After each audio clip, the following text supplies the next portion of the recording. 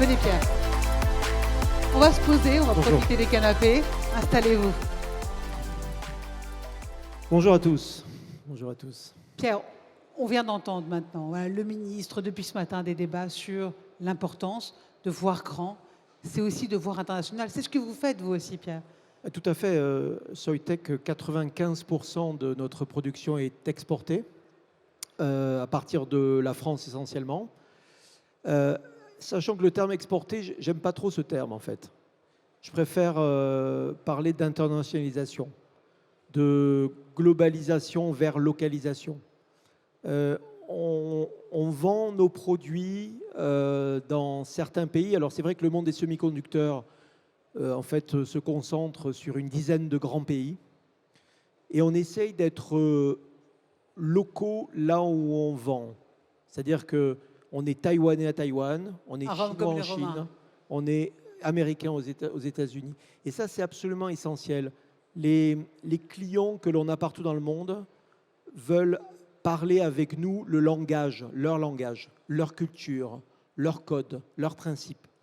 Donc cette localisation, alors au moment on a parlé de glocalisation, est assez importante, particulièrement dans ce monde qui se découple, où effectivement le grand village mondial d'avant Covid est en train de changer et les grands clients ou les petits clients, quels qu'ils soient, ont besoin d'avoir auprès d'eux des groupes internationaux qui parlent leur langage, qui parlent leur culture, où qu'elle soit, où qu'ils soient. Il n'y a pas de petits pays, il n'y a pas de petits pays, il n'y a que des grands clients. Ça, c'est absolument essentiel de raisonner comme ça. Donc le terme export, pour moi, peut être parfois impropre. Alors, comment ça se passe? J'imagine que vous n'étiez pas tout le temps à 95% de l'international dans votre société, que vous êtes monté en puissance. Quelles sont les clés? Comment on fait pour être caméléon comme vous et être américain aux États-Unis, indien en Inde? Comment on fait? Quelles sont les clés? C'est de recruter des équipes qui vont couvrir tout le spectre de la relation client. Donc l'avant-vente, la vente, le support technique, la recherche et développement et l'innovation. Donc d'avoir dans chacun des grands pays dans lesquels on a décidé d'aller et qui couvrent l'essentiel de notre marché, d'avoir des équipes qui parlent le langage, qui comprennent les principes, qui comprennent la loi aussi. Parce que le ministre Riester parlait effectivement de lois différentes, de grandes zones de chalandise vers d'autres. Il faut aussi parler le langage des lois du commerce. Et ces lois du commerce, il y a un groupe qui s'appelle l'OMC, mais il y a aussi des lois du commerce, pays par pays, zone par zone, qu'il faut comprendre et respecter. La compréhension de la culture, le langage est essentiel dans l'internalisation d'un groupe. Donc effectivement, les 95% que l'on fait aujourd'hui, ce n'est pas fait par opération du hasard, ça s'est fait par l'implantation de groupes de constitués couvrant l'ensemble du spectre et parlant le langage et la culture de nos clients. Et comment c'est quand on a un groupe français? Vous vendez aussi la marque France, vous dynamisez vos équipes, ça m'intéresse. Alors la marque France est une belle marque qui inspire qualité, haut de gamme aussi, et qui aussi, je pense, et ça il faut qu'on y travaille encore plus, apporte un gage de plus en plus important dans la maîtrise de notre émission de carbone et plus généralement dans la maîtrise de grands principes autour de l'environnement, du social et de la gouvernance. Je pense que la France est de plus en plus exemplaire dans ce domaine-là et on voit que le sujet de l'empreinte carbone particulièrement devient essentiel. Regardez l'entreprise Nvidia qui défraie la chronique actuellement de par l'explosion de la valeur qu'elle a créée autour de l'IA. La dernière présentation de Jensen Huang, le CEO, était extrêmement intéressante. La première phrase a été « Voilà ma nouvelle GPU, voilà sa performance ». La deuxième phrase, c'est « Mais je consomme beaucoup moins d'énergie ». C'est quand même assez intéressant de voir que le deuxième impact de sa présentation, ça a été autour de la consommation d'énergie. Le sous-titre, quoi. Et vous verrez que bientôt, ça sera sa première préoccupation. Et ça devrait être celle de nous tous. Et je pense qu'en France, on bénéficie d'une électricité très peu carbonée grâce au programme nucléaire. On est très attaché à faire attention à notre empreinte aussi sur la consommation en eau. Et je parle généralement, et ça c'est quelque chose qui va être à mon avis un vecteur dans les 10-15 ans à venir absolument essentiel, parce que tout d'abord, les grands groupes, les grandes sociétés ou les petites seront attentives à cela. Et deuxièmement, le risque de limitation de l'électricité et de l'eau dans certaines régions vont faire de la France industrielle, à mon avis, un halo plutôt protecteur pour aller vers l'international. Mais est-ce que le fait que la France soit dans un cadre européen, qu'il n'y a pas une bureaucratie parfois peut-être un peu trop lourde, un peu trop difficile à surmonter, ou est-ce qu'au contraire c'est à la France d'insuffler, j'ai envie de dire, un nouveau modèle peut-être plus simplifié? Oui, mais vous savez, la bureaucratie, les process, tout ce dont les gens se plaignent, c'est parce que à la fin, les femmes et les hommes n'ont pas su travailler ensemble pour que ça marche. Donc, il peut y avoir de la bureaucratie, mais il y en a aux États-Unis, il y en a en Chine, il y en a partout. Donc, c'est pas ça il ne faut pas raisonner comme ça. Il faut plutôt se dire en quoi l'Europe peut m'apporter une base de développement, une base de recherche et développement, de protection de mon innovation, de protection aussi de mon environnement social. Et ensuite, à partir de cette base, pouvoir aller vers l'international et montrer l'exemple. Je parlais de l'impact environnemental. C'est vrai que l'Europe est exigeante sur son impact, sur l'impact environnemental des entreprises qui sont dans sa zone. Tant mieux, parce que de toute manière, cette problématique deviendra criante dans les quelques années à venir.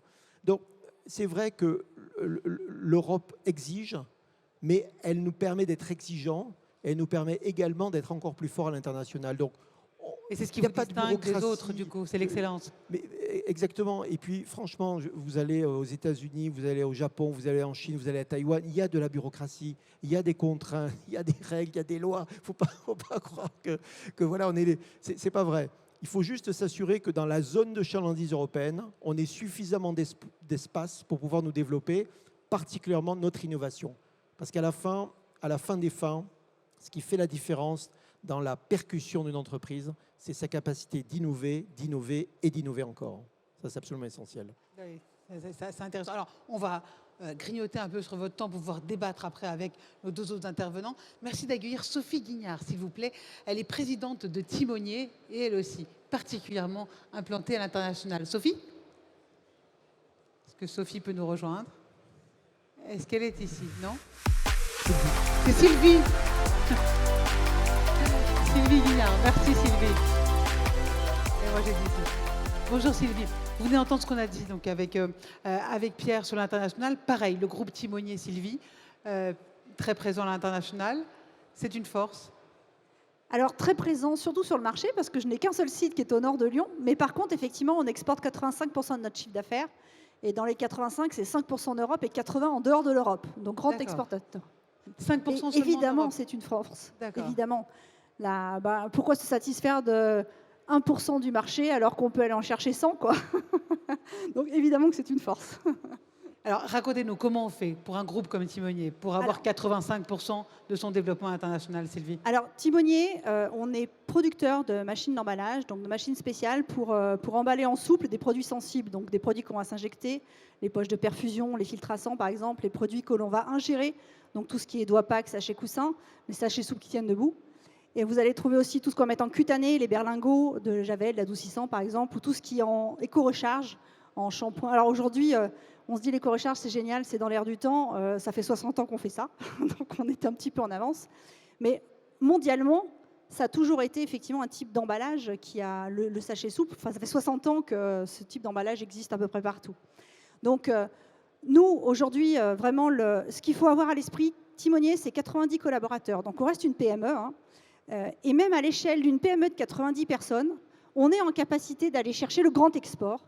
Donc ça veut dire qu'on a besoin d'équipes qui sont spécialisées, donc sur la partie juridique, sur la partie douane, sur la partie administration des ventes, sur la partie commerciale. Évidemment, il faut avoir des techniciens qui parlent un minimum anglais, des commerciaux qui parlent un minimum anglais, des bureaux d'études qui parlent anglais. Mais en même temps, c'est un champ extraordinaire. Pourquoi se satisfaire de 1% en France alors que vous pouvez avoir 100% à travers le monde? Pourquoi se satisfaire juste de l'innovation que l'on a en France alors qu'en discutant avec les clients aux quatre coins du monde, ils peuvent vous amener les éléments d'innovation qui vont vous permettre, vous, de pouvoir apporter des innovations dans chacun des continents? Nous, on a la chance de pouvoir aller chercher les innovations que l'on va créer, par exemple, dans l'agroalimentaire pour l'emmener dans le médical. Ce qu'on va créer dans le médical, on pourra l'emmener dans la détergence. Et toutes ces innovations que l'on va amener technologiquement, nos clients les amènent aussi en termes de marché, en termes d'innovation que l'on va devoir amener dans nos machines pour pouvoir apporter au niveau du process de nos clients des forces de proposition, des éléments qui vont leur permettre, eux, d'être hyper efficients et qui vont nous permettre, nous, de nous positionner.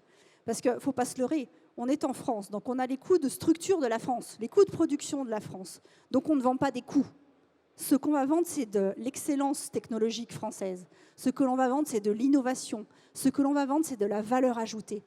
Donc s'il y a vraiment un message que j'ai envie de faire passer à tous mes confrères, c'est de faire de vos équipes un élément moteur qui va vous permettre d'avoir de la valeur ajoutée, qui va vous permettre de faire des produits qui sont non seulement très bons pour la France, mais surtout qui seront très bons pour l'international et qui vous permettront de pouvoir vendre à l'international des produits haut de gamme, des produits qui vont vous permettre de dégager de la marge, des produits qui vont permettre de produire en France tout en exportant à l'international. Donc oui, c'est possible, même pour une PME, et je suis fière de l'être.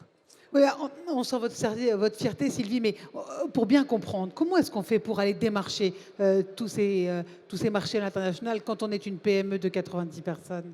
Alors, comme je vous l'ai dit, on fait de la machine spéciale. Donc, je ne peux pas m'appuyer sur des distributeurs et sur un catalogue parce que je ne fais pas la machine deux fois. Ce qui veut dire que moi, je vais m'appuyer sur des professionnels du secteur. Donc, nous, on fonctionne principalement avec des agents qui sont multicartes, qui nous permettent, donc, qui ont différents éléments du process. Nous, on est une des billes du process et qui, eux, vont connaître les besoins du marché et vont venir nous contacter et nous mettre en relation directe avec le client. On a aussi le fait de faire les salons. Et ça, effectivement, j'entendais le ministre tout à l'heure nous le vendre, mais en l'occurrence, on a un vrai accompagnement de l'ensemble des acteurs et du gouvernement pour pouvoir, déjà nous protéger à travers toutes les contre-garanties, les financements et autres, mais aussi de pouvoir nous accompagner avec les professionnels du secteur sur les salons. Et là, sur les salons, alors on a la chance chez Timonier, c'est que dans le secteur de l'emballage souple, on fait partie des pionniers. Donc ça fait 70 ans qu'on fait partie du décor de l'emballage souple et aujourd'hui Timonier correspond à vraiment une référence qui est mondialement connue. Ce qui fait que quand on est sur un salon, on a un certain nombre de clients qui viennent nous voir. Le deuxième si c'est pas ils viennent nous voir, ils nous découvrent à travers le salon parce qu'on est présent.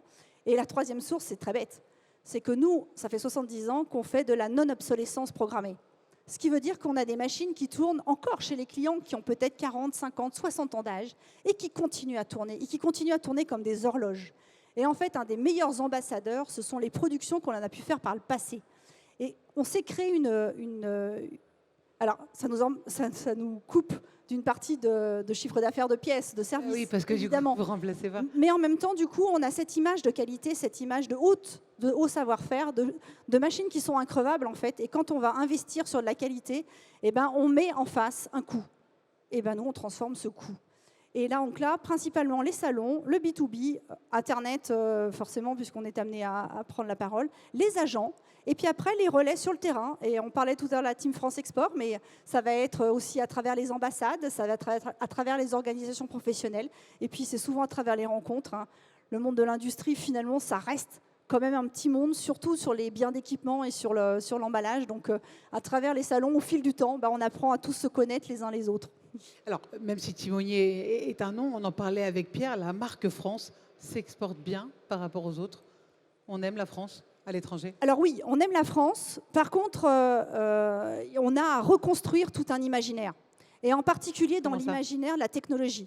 Parce que dans l'imaginaire, on a le luxe, par exemple, on a la nourriture, le vin, les spiritueux et autres. Et on a à recréer, aujourd'hui, malheureusement, l'imaginaire est très porté par les Allemands en termes de haute technicité. On a à réécrire le scénario et les histoires sur l'excellence technologique française. Mais on a tous les atouts en France pour le faire. C'est juste qu'il faut qu'on recrée les narratifs et il faut qu'on le fasse savoir. Donc ça veut dire qu'il faut que ces histoires, on les porte, il faut qu'on les communique. Et aujourd'hui, on est souvent sur des entreprises, en particulier des dirigeants et des chefs d'entreprise qui déjà, osent peu prendre la parole. Deuxièmement, qui n'osent pas trop en parler parce qu'en interne, pendant très longtemps, l'industrie, c'était un peu plus décrié. Et on se disait, pour vivre heureux, vivons cachés, il faut sortir du bois. Je veux dire, on ne peut plus ne pas parler d'industrie quand on voit les immenses enjeux, les immenses challenges auxquels on va avoir besoin de faire face et les immenses atouts qu'on a en France. on a les talents, on a les collaborateurs, il faut les réorienter vers l'industrie, il faut leur redonner envie de venir nous voir, parce qu'on a vraiment impérativement besoin de ça. Nicolas disait tout à l'heure, on va avoir besoin de 600 000 collaborateurs qui nous rejoignent dans nos entreprises. Mais venez postuler, on a besoin de vous, les postes sont tous ouverts, chez Timonier aussi. Le message est passé. Merci beaucoup. On va accueillir maintenant Bruno Bouygues, pareil, dans la même rhétorique, et puis après, on discutera tous les trois. Merci d'accueillir Bruno Bouygues, donc président directeur général de GIS. Où est-ce qu'il est? Derrière. Il est en coulisses, voilà, exactement. Bonjour Bruno, prenez place.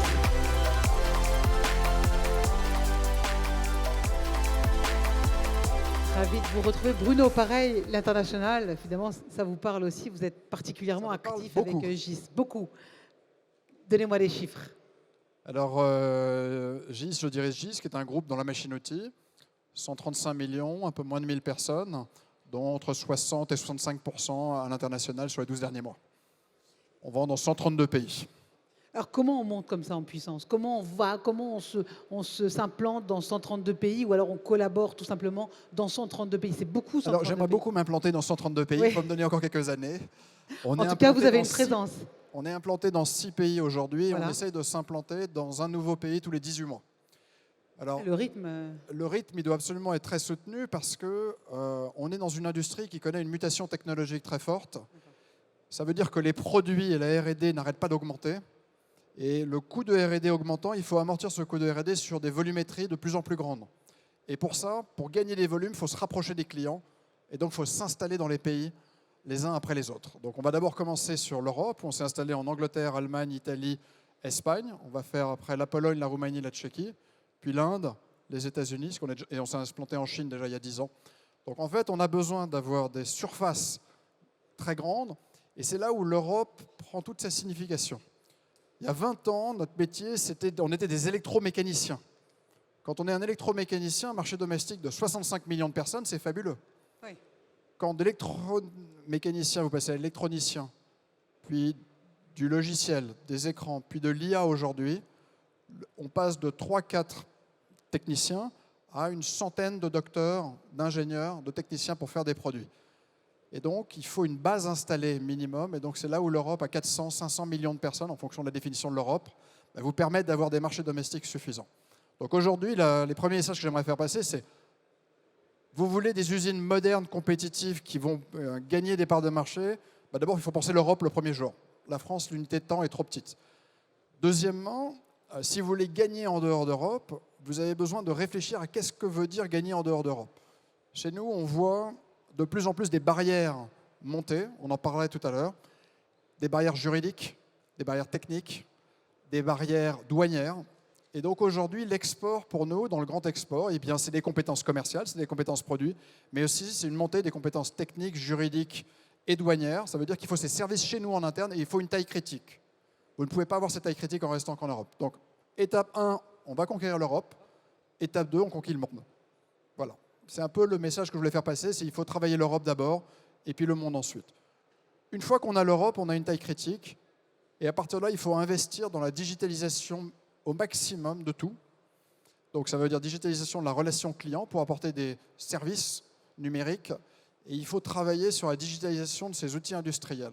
Aujourd'hui, la digitalisation des outils industriels, elle est vraiment à ses balbutiements parce que les machines travaillent en silo, elles communiquent très mal les unes avec les autres. Les problématiques de cybersécurité font que les usines se déconnectent des clouds. Donc en fait, on a besoin de mettre en place des API entre tous les logiciels métiers, que ces API permettent aux données de communiquer de façon horizontale, que des superviseurs se mettent en place, et sur ces superviseurs arrive tout doucement l'intelligence artificielle standard, et demain la générative, qui vont nous permettre en fait de reprogrammer beaucoup plus rapidement pour des petites séries des ensembles industriels qui aujourd'hui font de la moyenne série. Et la chance extraordinaire, c'est lorsque vous avez une taille critique, vous pouvez travailler sur ces sujets et vous allez apporter un élément différenciant vis-à-vis des pays comme les États-Unis ou la Chine qui sont plutôt monoproduits, très grande quantité d'une série. L'Europe doit se spécialiser sur justement être capable de faire des micro-séries et d'organiser des outils de production les plus flexibles au monde. Donc flexibilité, micro-séries, prix, et cela sera une formule gagnante pour l'avenir. Alors justement, Pierre parlait un peu comme ça de cette flexibilité en disant qu'il était américain aux États-Unis, indien en Inde, italien en Italie. Vous, c'est pareil chez Zitz, alors que Sylvie, elle, disait qu'il fallait travailler avec des agents qui connaissaient les codes aussi dans chaque pays. Alors, vous êtes implanté dans 6 pays, mais dans les autres, parce que vous travaillez dans 132 pays. Donc, comment vous faites? Quelles sont les clés? Alors, déjà, j'aimerais remercier le programme Erasmus, parce que grâce au programme... Non, mais on parle d'Erasmus. En fait, on voit que l'Europe accélère par deux phénomènes. Les hommes et les femmes d'affaires qui créent des affaires pan-européennes, mais aussi le politique qui a créé un programme Erasmus. Nous, on est basé en Mayenne. Il y a 20 ans, trouver des personnes qui parlaient anglais, c'était compliqué. Aujourd'hui, à Laval, en Mayenne, nos départements export, on a 39 personnes, on parle 18 langues. Donc en fait, aujourd'hui, on arrive à trouver toutes les compétences linguistiques qu'on veut quasiment sur toute la France. Premier sujet. Deuxième sujet, la digitalisation a créé des mécanismes de désintermédiation assez rapides, ce qui fait que si vous ne parlez pas ces langues-là, vous avez du mal à avoir la proximité nécessaire pour les servir des acteurs plus petits. Troisième sujet, avec la visioconférence aujourd'hui, que vous soyez à Laval ou à Bangkok, quand vous appuyez sur le bouton, vous voyez la personne un peu comme si elle était en face de vous. Et donc, ce qui est absolument incroyable aujourd'hui, c'est que dans l'export, vous avez la culture, il faut faire très attention, mais vous avez cette proximité de temps, de géographie grâce à la visioconférence qui vous permet de calmer le jeu, de discuter au calme avec vos clients dans le monde entier. Et ça, je pense qu'auparavant, on pouvait faire un voyage par an dans un pays. Aujourd'hui, on peut faire 20 visios par an avec le même client le pays.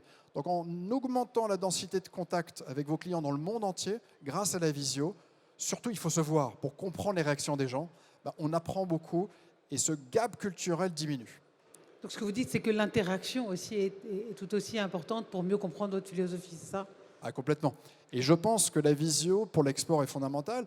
J'ai fait l'expérimentation il y a une semaine de la première visio avec intelligence artificielle, où en temps réel, mon interlocuteur, il parlait donc vietnamien et il parlait en anglais. C'est-à-dire que sa bouche était reconfigurée, il me parlait en anglais. Alors je ne comprenais pas forcément tout, ça ne marchait pas très bien, etc. Donc on l'a repassé en anglais. Mais dans 2, 3, 4 ans, on parlera tout dans la langue de l'autre et donc on fera beaucoup moins d'erreurs.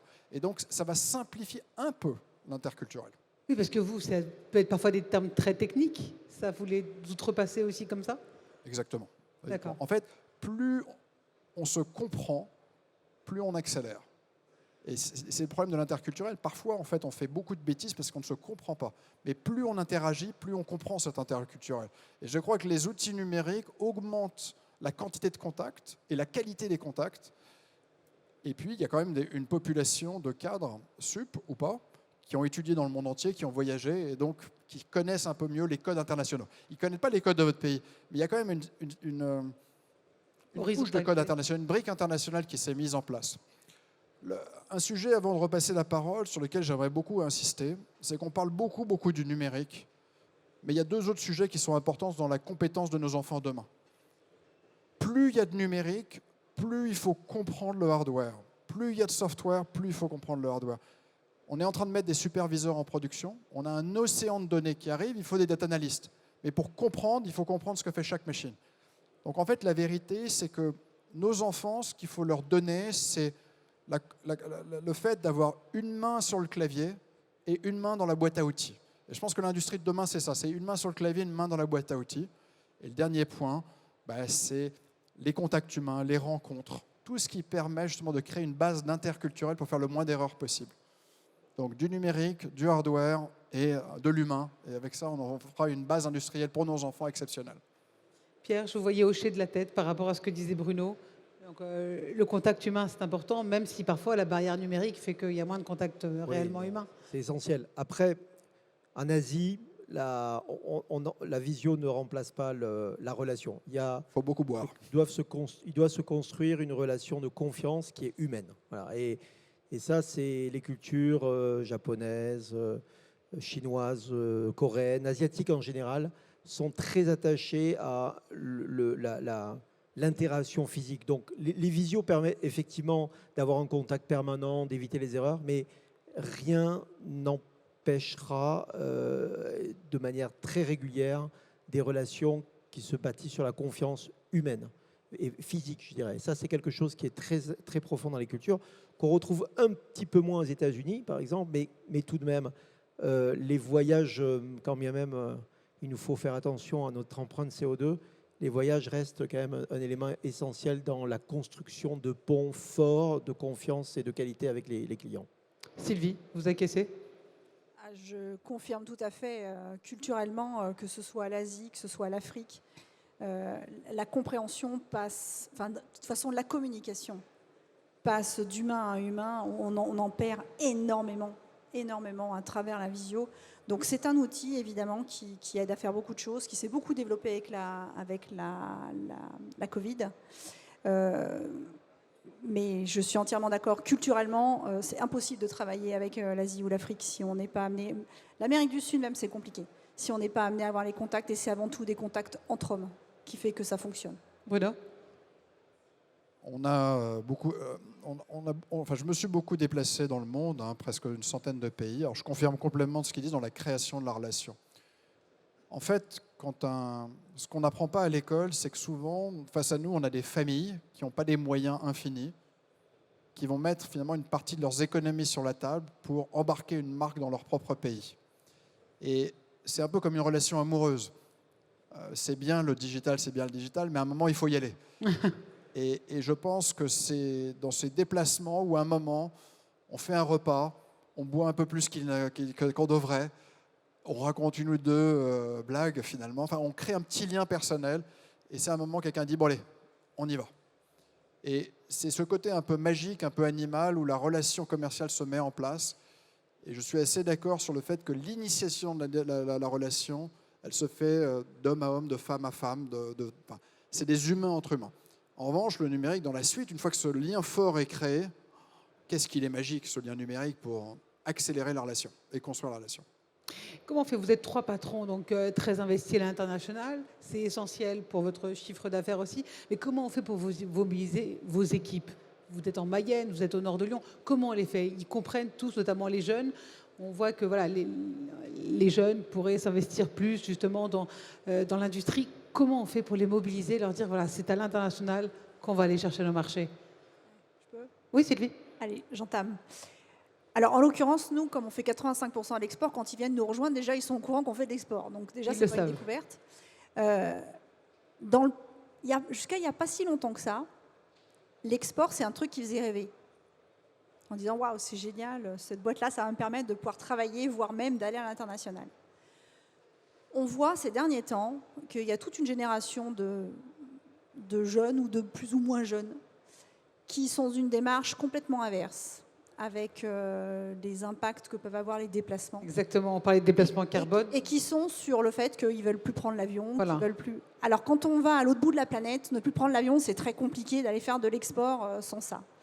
Donc nous, ce sont des freins qu'on n'avait pas du tout il y a encore 3-4 ans à travers le recrutement. Voilà, donc ça c'est une des difficultés. D'où ma question, qu'est-ce que vous faites? Comment vous leur parlez? Comment vous faites? Après, en l'occurrence, ça veut dire que moi, il y a une partie des jeunes, quand je vais à l'autre bout du monde, ces jeunes-là, ils ne sont pas là, ils ne sont pas chez moi. D'accord? Donc ça veut dire que je me coupe d'une partie de talents qui serait peut-être fantastique pour notre entreprise, mais je ne peux pas le faire, quoi. Alors après, ça veut dire qu'on va sans doute s'adresser aux jeunes qui, eux, ont encore cette envie d'aller découvrir l'international, parce que mine de rien, de découvrir l'international, c'est aussi d'aller découvrir d'autres cultures, d'aller découvrir la diversité d'autres manières de voir le monde, d'autres manières de se développer, d'autres manières d'innover, et de s'enrichir de ça, et donc d'enrichir Timonier de ça. On a la chance, nous, de faire que de la machine spéciale, de ne vendre que de l'innovation, c'est-à-dire qu'en permanence, on se remet en cause.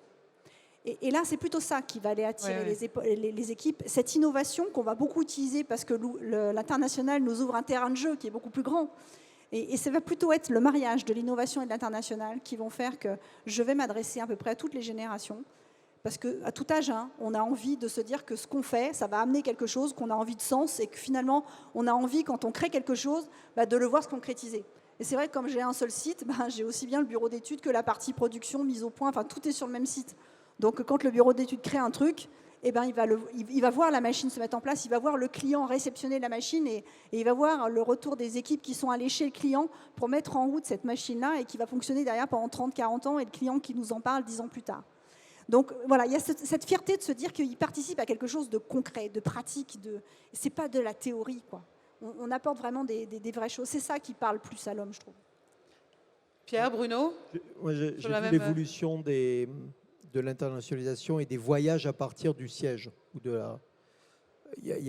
Quand j'ai commencé ma carrière, et je me rappelle, c'était des délégations de 5 à 10 personnes qui allaient voir des clients. Il y en avait 3 qui parlaient et parfois la mission durait 3-4 jours pour 2 réunions. Voilà. Après, il y a eu les voyages éclairs, on revient.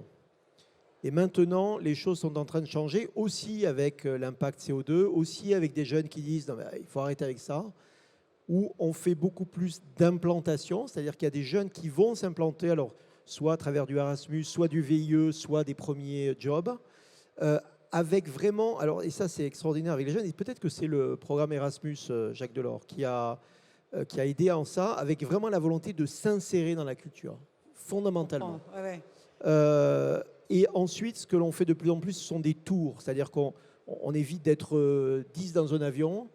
On est quelques-uns avec une expertise, avec parfois un support en back-office. Et on fait plusieurs pays dans une zone D'accord. pour éviter les effets de coût, de fatigue, de CO2, etc. Et ça, les jeunes, ils adhèrent à ça. Donc ça, on arrive véritablement à les faire revenir à l'international, alors qu'à part d'un moment, ils ont effectivement Oui. évité ce type de pratique. Bruno, pareil pour conclure. Alors pour les jeunes, j'ai les mêmes difficultés et on fait du mieux qu'on peut, mais il y a un vivier. C'est marrant, dans les jeunes, c'est un peu comme toujours, c'est des balanciers, c'est-à-dire c'est tout d'un côté, tout de l'autre. Et je vois une nouvelle génération qui a de nouveau envie. Ah. Donc ça, c'est intéressant.